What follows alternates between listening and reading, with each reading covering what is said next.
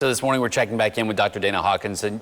Doctor, summertime without a pool is a pretty grim thought. Do you think keeping a public pool closed is the best move? Is cleanliness even hard to do with a public pool like that?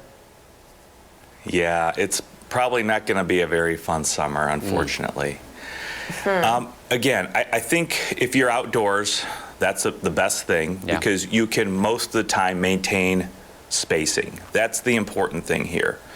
The virus in the pool is probably not going to be a problem. Adults probably don't have a problem maintaining space outdoors. For children, that's going to be very difficult, and that's going to be a lot of interaction, and that is why probably most likely they elected to not open the pools, because you will have a lot of people congregating together for a large amount of time. It will be very difficult to control, and again, the kids are going to be roughhousing, playing together, so it probably is the best thing to do right now, just because of that fact.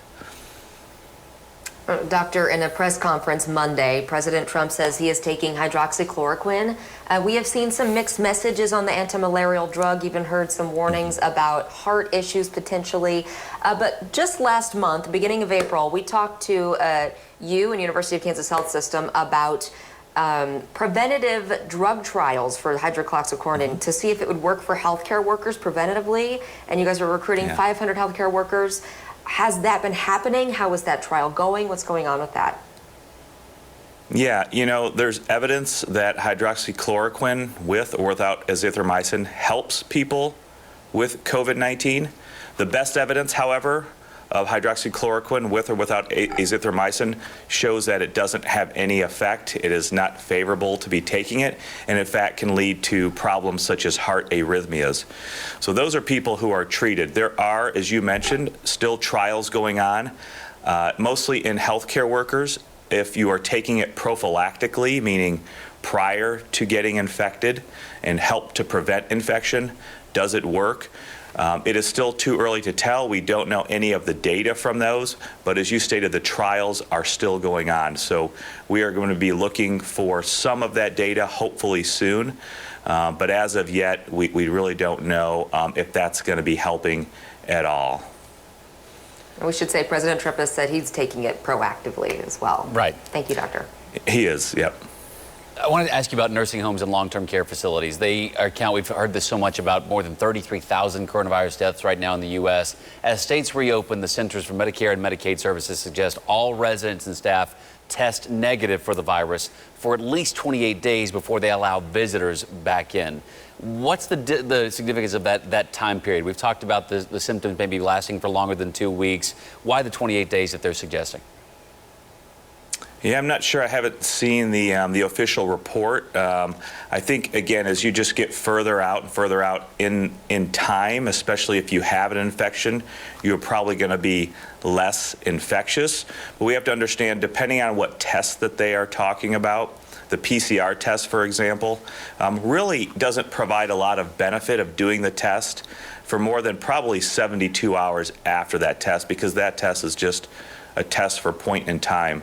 I know it's going to be really important to reopen those facilities to get people back in there, to get visitors to see loved ones. You know, my grandma is 97 and in a nursing facility, and she has not been able to see my parents for quite some time.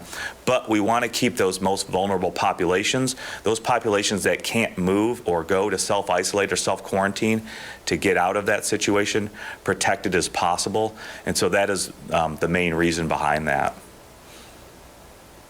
Doctor, I want to ask you also about families that are seeing each other for the first time in a little while. You mentioned your grandmother there being in the nursing facility, but families that are not necessarily in those long-term care facilities that just have decided, you know what, things are opening back up. I'm going to go see my mother. I'm going to go see my dad for the first time in a little while.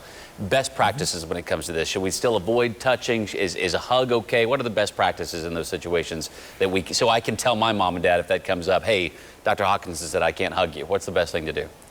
Right. So the best thing that we're trying to do is mitigate and minimize the risk to each person in each household. Probably now is going to be the safest time to do that, as most people have been sheltering at home for quite some time.